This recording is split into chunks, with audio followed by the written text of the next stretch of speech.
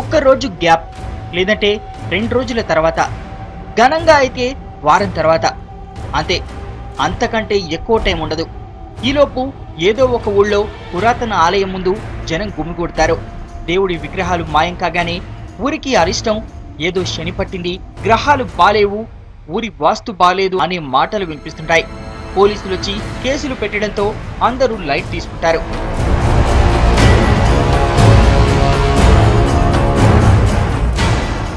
రెండో రోజు మళ్లీ అదే గుళ్ళో మిగిలిన హుండీలు, శటగోపాలు సర్దిస్తారు దొంగలు. అయినా పోలీసులకు మాత్రం దొరకరు. ఇది ఈ మధ్య వరంగల్ జిల్లాలో రెగ్యులర్ గా నడుస్తున్న కథ. ముఖ్యంగా పురాతన ఆలయాలే దొంగల టార్గెట్. ఈ ఆలయాల్లో ఉండే దేవుళ్ళని ఎవరూ పట్టించుకోకపోవడంతో మాయమవుతున్నారు. దొంగలు మాత్రం ఏం చేస్తారు? అధికారులకు అసలు ఏమాత్రం జాగ్రత్త లేకుంటే అందిందే అవకాశంగా విగ్రహాలను సరదేసి ఇతర ప్రాంతాలకు తరలిస్తున్నారు దొంగలు. కాకతీయుల కాలం నాటి ఆలయాలకు ఇక్కడ ఎంతో చరిత్ర ఉంది. కోట్ల రూపాయల విలువ చేసే పంచలోహపు విగ్రహాలు చాలా ఉన్నాయి. ఇలాంటి ఆలయాలను టార్గెట్ చేస్తూ కొత్త దొంగలు పుట్టుకొచ్చారు. దీంతో ఆలయాల్లో ఉన్న దేవుళ్ళు భయపడుతున్నారు.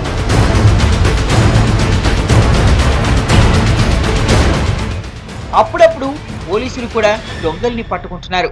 అయినా చోరీలు ఏమాత్రం ఆగడం లేదు. గత నెల 10న మాటేడులోని వేణుగోపాల స్వామి ఆలయంలో చోరీకి గురైన 5 పంచలోహ విగ్రహాలను హైదరాబాద్ తరలిస్తుండగా పట్టుకున్నారు పోలీసులు.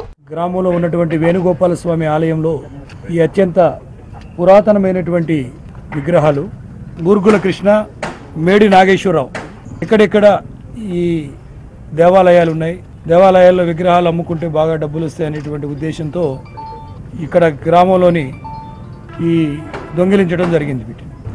ఈ హైదరాబాద్ తరలించేటువంటి క్రమంలో దంతాలపల్లి క్రాస్ రోడ్ వద్ద తొరూరు సిఐ ఎస్ రాజు, నరసింహులపేట ఎస్ఐ వైవి ప్రసాద్ ఈ వెహికల్ చెకింగ్లో పట్టుబట్టడం జరిగింది. జస్ట్ 15 రోజుల తర్వాత 1.12 లక్షలు విలువ చేసే పంచలోహ విగ్రహాల దొంగలను అరెస్ట్ చేశారు. నల్గొండ జిల్లాలో దొంగతనం చేసి వరంగల్ జిల్లాలో తలదాచుకున్న దొంగల్ని పట్టుకుని ₹1 కోటి విలువ చేసే శ్రీకృష్ణ సత్యభామ విగ్రహాలు స్వాధీనం చేసుకున్నారు.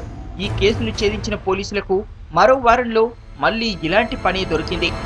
గుండెపూడి రాములవారి గుడిలో రామలక్ష్మణుల విగ్రహాలు మాయమయ్యాయి. తలుపులు పగలగొట్టిన దొంగలు రాముడి కిరీటంతో పాటు గుళ్ళోని శటగోపాన్ని కూడా వదలకుండా ఎత్తుకెళ్లారు. ఇక ఏం చేయాలో తెలియని భక్తులు కొత్త విగ్రహాలు తయారు చేయించారు. రాములవారి గుళ్ళో చోరీ జరిగిన జస్ట్ 2 రోజుల గ్యాప్తో బుధవారపుపేటలో ఉన్న వెంకటేశ్వరుడి గుళ్ళో మరో చోరీ జరిగింది. పద్మావతి అమ్మవారి వెండి కిరీటాన్ని దొంగలు ఎత్తుకెళ్లారు. అయినా నిర్వాహకులు మాత్రం అలర్ట్గా లేరు.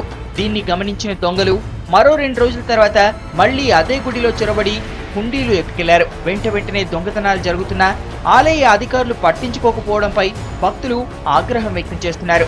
చరిత్రకు సాక్ష్యాలైన ఆలయాలపై ఇంత నిర్లక్ష్యంగా వ్యవహరించడం సరికాదంటున్నారు.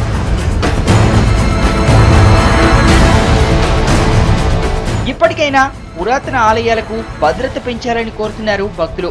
లేదంటే ఆలయాలు తప్ప వాటిలో పూజలు చేయడానికి దేవుళ్లు కనిపించరని ఆందోళన వ్యక్తం చేస్తున్నారు.